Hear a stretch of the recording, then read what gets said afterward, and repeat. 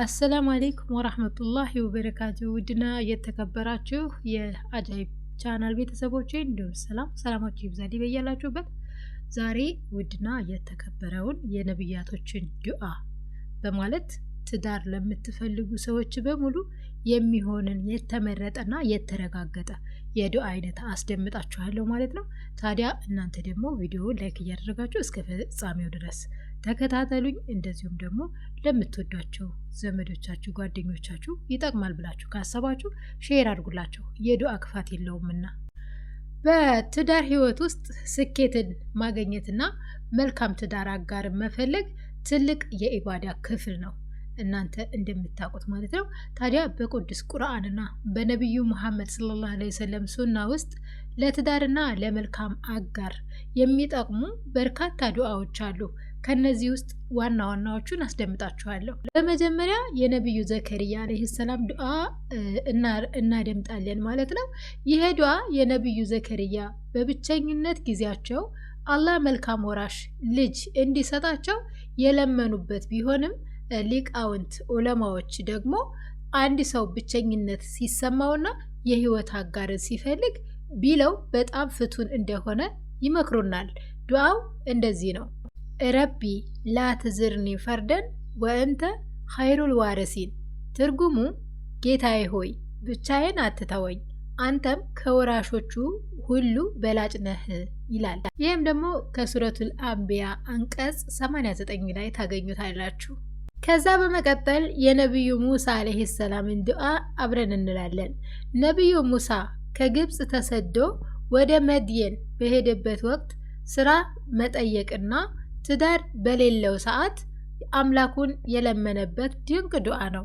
ይህንን ዱዓ ካደረገ በኋላ አላህ ወዲያውኑ ስራና መልካም ትዳርን በአንድ ላይ ረዘቀው ወይም ሰጠው። ስለዚህ ትዳር ለሚፈልጉ ወጣቶች ይሄ ዱዓ ልዩ ቦታ አለው ማለት ነው። ዱዓውም እንዲህ ነው። ረቢ ኢኒ ሊማ አንዘልተ ኢለየ ሚን ኸይሪን ፈቂር። ትርጉሙ ጌታዬ ሆይ እኔ ካንተ ወደ እኔ ለምታወርደው መልካም ነገር ወይም ረድኤት ፈላጊ ነኝ ማለት ነው።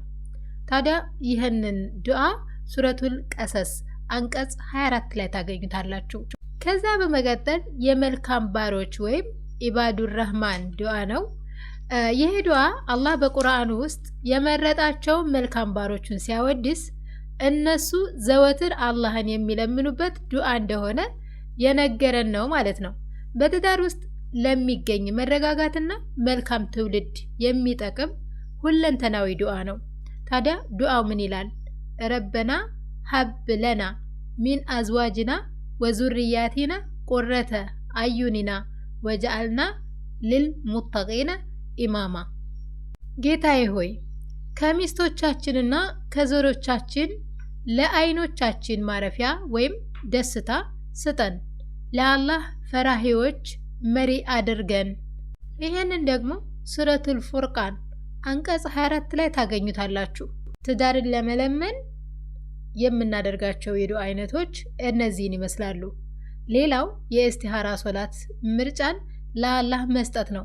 ይሄ ደግሞ አንድ ሰው ለትዳር አስቦ ነገር ግን ለአንተ ወይም ለአንቺ በዱንያም ሆነ በአኼራ ይበጀኛል ወይስ አይበጀኝም የሚለውን ለማወቅ ስንፈልግ ነብዩ ሰለላሁ ዐለይሂ ወሰለም ያስተማሩት ትልቅ መፍትሄ የእስቲሃራ ሶላትና ዱዓ ነበረ።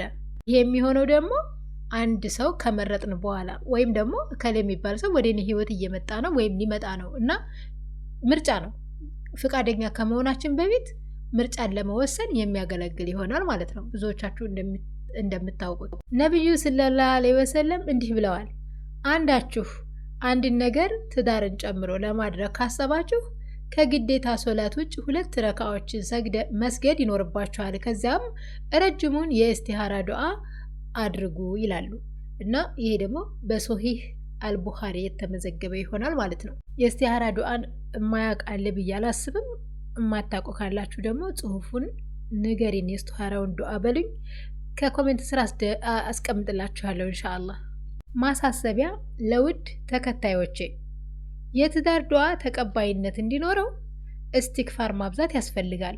አስተግፍሩላህ ማለትን ማብዛት የሲሳይና የትዳር በሮችን በፍጥነት ይከፍታል። ሱረቱ ኑህ ላይ እንደተጠቀሰው ማለት ነው። ሌላው ደግሞ እና በተጨማሪ ሰበብ ማድረሱ ተገቢ ነው።